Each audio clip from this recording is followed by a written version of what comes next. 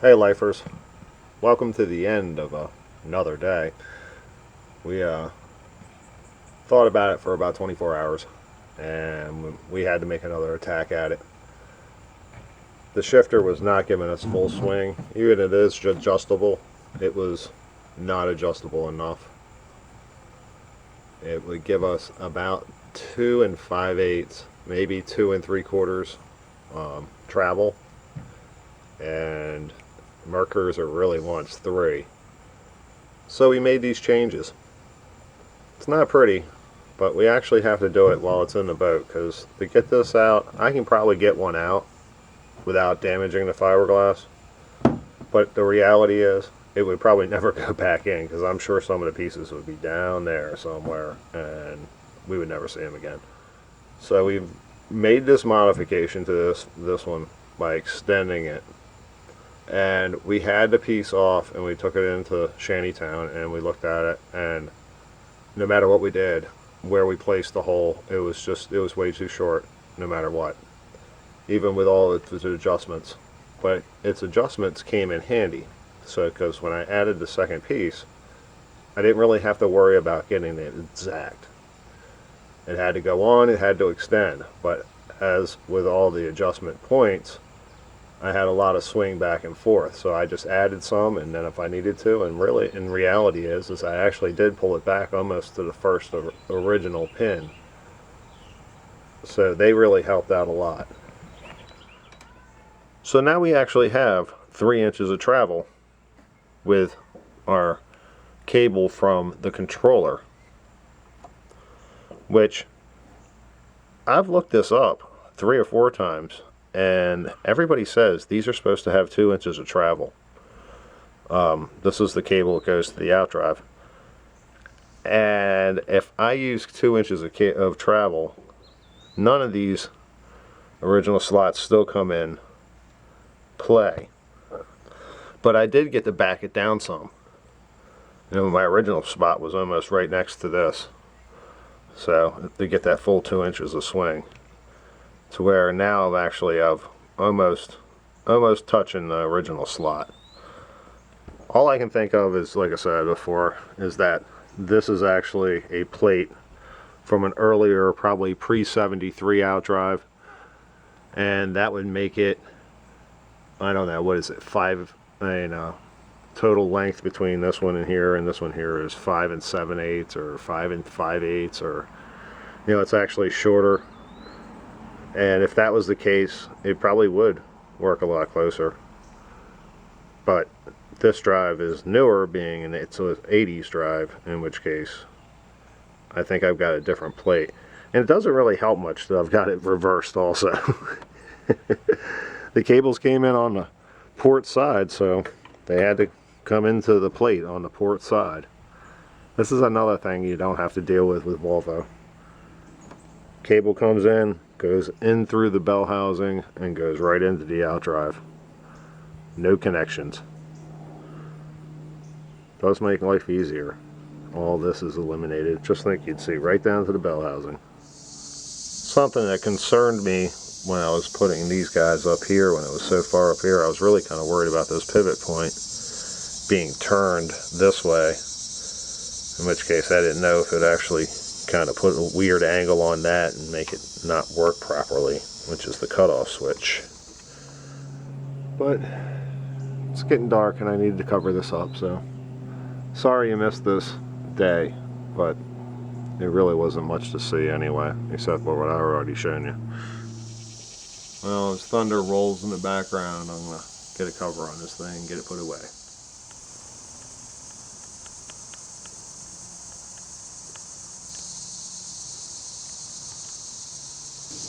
Hey, all our stuff is online if you want to see it. You don't have to send in spies.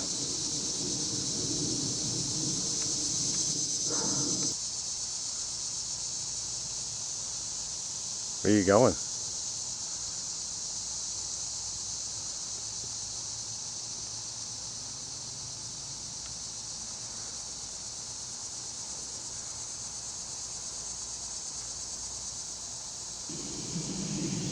Just make an appointment, please. So after escorting our little friend off the property, the 16's put away and we're done till another day. With the Donzi fixed, what the hell am I doing now? I really have no clue if this is going to work at all, being that I've never done it before, but what the hell? I don't have a machine shop. All I've got is a drill and some clamps. We have taken the leftover piece that was used to extend our lever in the controller that's in the boat now, and since it all works, you know, you let things sit in your mind for a few minutes and you think, well, if that works, I should probably make one that's permanent. So I'm attempting to do this now. I've got holes drilled in each corner, and I've made some bigger holes along the edge here. I've only got a couple of them done yet. I'm going to come along this edge and that edge, and then I'm going to take one big 1/2-inch drill bit and I'm going to drill out the center, and then I guess I'll have to get out the file and see if it'll square up a little bit. And if I can get that done, this end is nothing. I mean, it's just drill a hole with a bit. I mean, it's not anything that complicated, and I guess it's time to drill.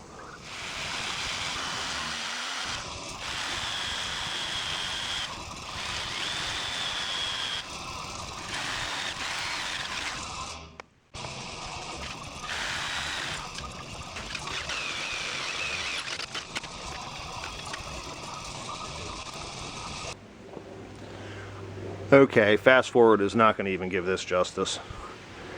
We've used our drills and our assorted drill bits and C-clamps, and then we got out with our jigsaw to cut out some areas, and then we proceeded to hand file for what seems like hours. But I think we may have something to work with here.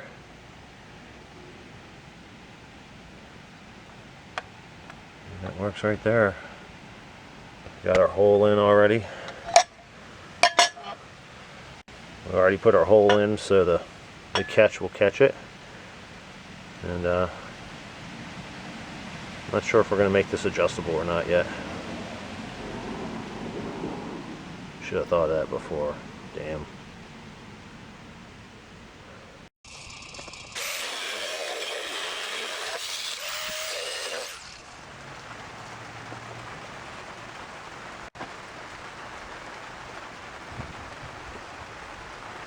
And just like that, we have come to a screeching halt. What we did get done, though, is this.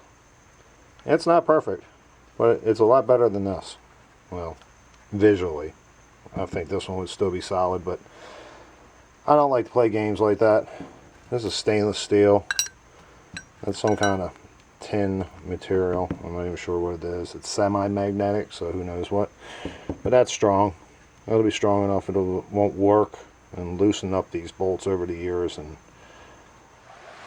And now the sun is out and it's raining harder.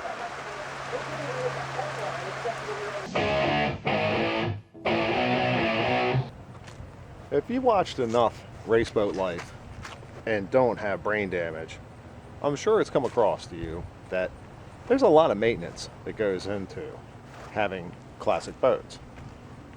In our case, yeah, there's a whole lot of maintenance because of the fact that, like I said before in the series, that we neglected our boats for 2 years, and you times that by 4, that's a lot of years. So we've had a little catching up to do. So yeah, there's a whole lot of maintenance, and it does add up to a lot of time. But in a realism, what I like to call it is, it's really not that bad.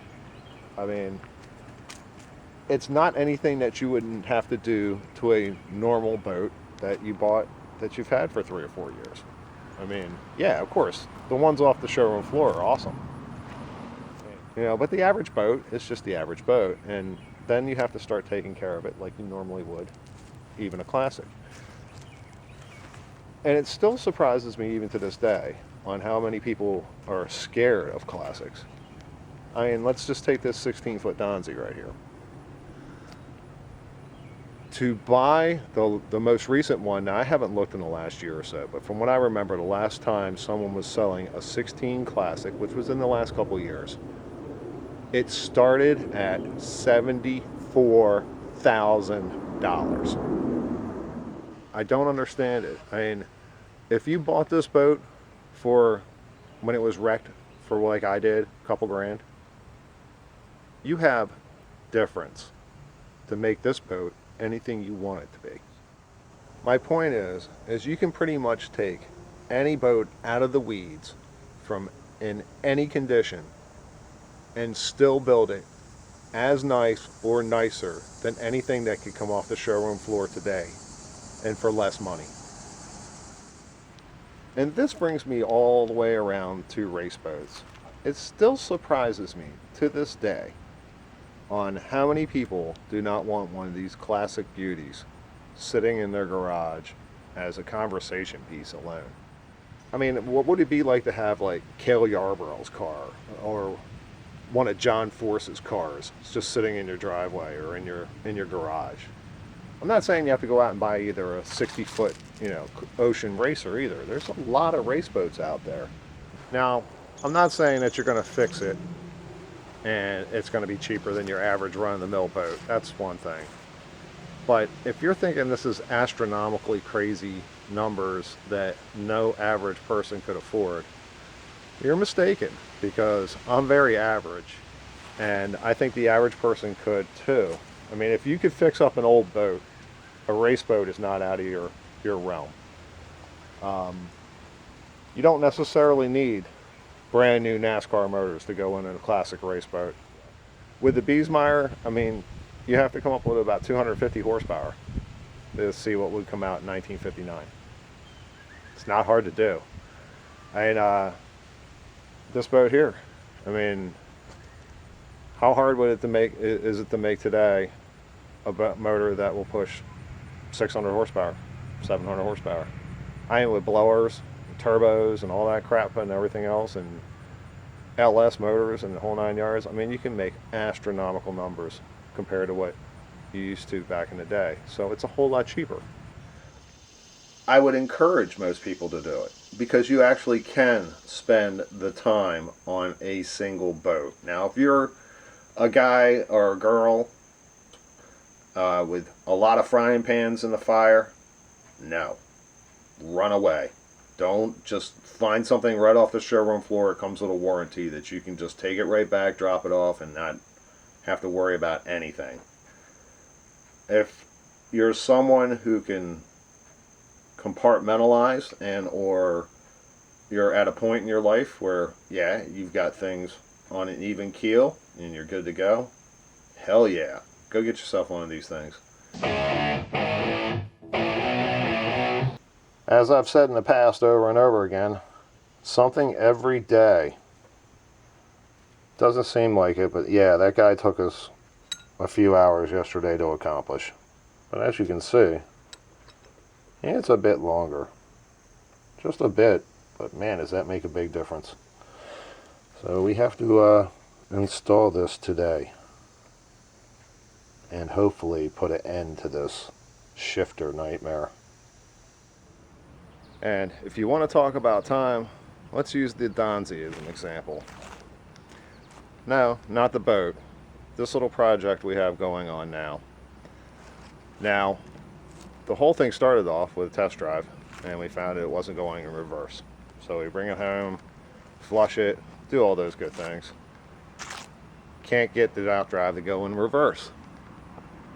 So we start fooling around with cables. Next day, into some more cabling, gets things adjusted. Don't seem like they're right. Decide the following day that the shuttle in the outdrive is not going far enough. So we pull the outdrive, fix the shuttle, make sure the brass insert is all the way in as far as possible. That seems to solve the problem, except for we still don't have enough travel. So another day goes by and we design something that will extend the travel of the cable from the throttle, where it probably should be, being that we're supposed to get 3 inches. We like that. It seems to straighten out a lot of stuff. We got everything kind of organized back to where it was relatively right.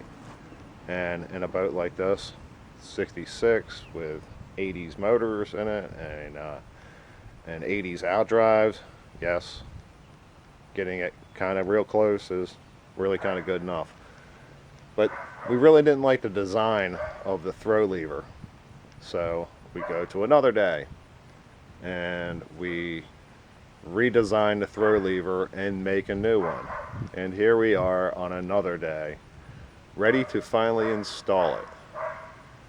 And that's how things go from, oh, that's just a simple fix, to 6, 7 another days later. And of course, you have to include Mother Nature. She's made her presence known this year, that's for sure. But now it's time to install this. And I'm sure afterwards it's going to require a little tweaking. We did some measurements last night and we're a couple thousandths off on the hole from one hole to the end of this box here. Not sure how that's going to play out. Hopefully it plays out in our favor. We'll see. But yeah, it's time to go do something. If you ever run across a situation like this, where you need to get something pushed in but you only got one hand, came up with this idea. I'm going to strap it up with a rubber band, and that way I can get the carter pin in. Because I couldn't hold the cable end in and put the carter pin in all with one hand because it wants to pull out. So, and if anything falls, I did put a towel down here, but it goes down, down, down into a burning ring of fire. Being it's about 900 degrees out, hopefully this is the last trip under here for a while. The squirrel meets the turtle.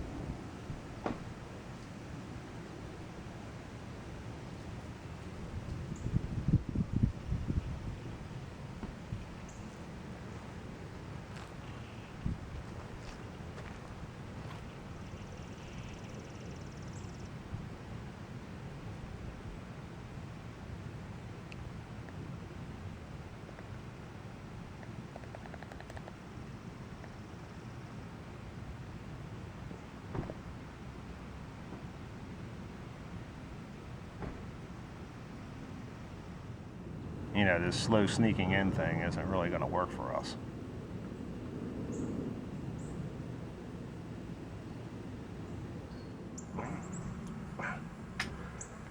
And just like that, I think I've actually accomplished this little mission of ours. Alright, so I've checked the shifter cable throw, and it's far enough, and the gear locks in reverse and drive, and reaches a happy neutral, which was the goal from the get-go, so I think we're good to go there. I went ahead and put another turn on the exhaust manifolds. I always like to do that after they've been run. I don't know what happens. I think the gaskets shrink a little bit or something.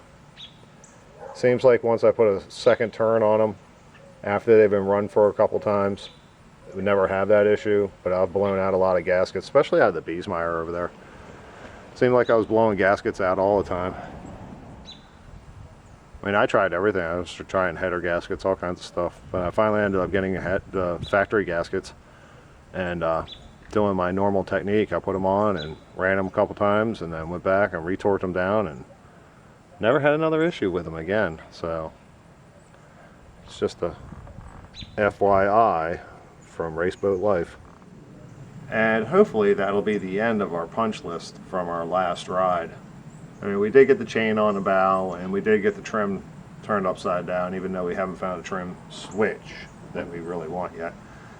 May even keep the coiled one in here, just tucked up underneath the bow. I mean, turn switch would be a little odd to be fooling with while you're pushing the throttle. I don't like to take my hand off the throttle for any occasion. After all we talked about earlier about, you know, fixing the drive, fixing this, fixing that, fixing the shifter, I think we've actually got forward and reverse, so I guess it's time to take it down and get it wet once again and see what it's got. Really curious because the last ride was a little out of shape. That's all I really can say about that. I mean, like I said, every time I pushed up on the trim, I was really pushing down, and every time I was pushing down on the trim, and you're rolling, you know, and it's like, you know, in the military they teach you muscle reaction. Well, if you've driven enough boats, that's muscle reaction. You know what you're doing, and your body knows what it's doing before your mind does. You know, it's just reacting to the whatever situation it's coming to. And when the button isn't where it's supposed to be, but it's there like it is, you know, it's just in reverse. Trust me, that would screw up the best on. So, as I said, I think it's time we put the cover back on this for tonight. Of course, it's a little late now, but we're back. Tonzi's back.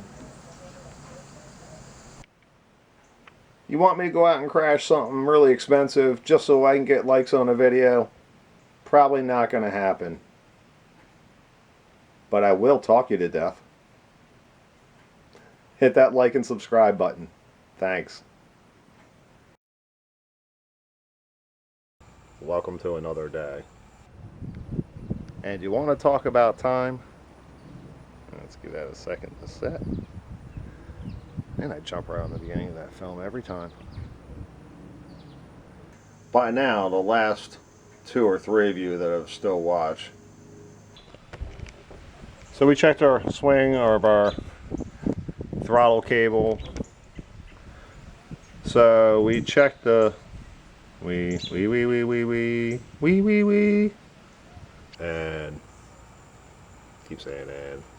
Well, for the 2 of you that have hung out with us, the last couple of you that are hanging on watching this Race Boat Life, I don't know if you can see it without the dog barking. Here comes the car.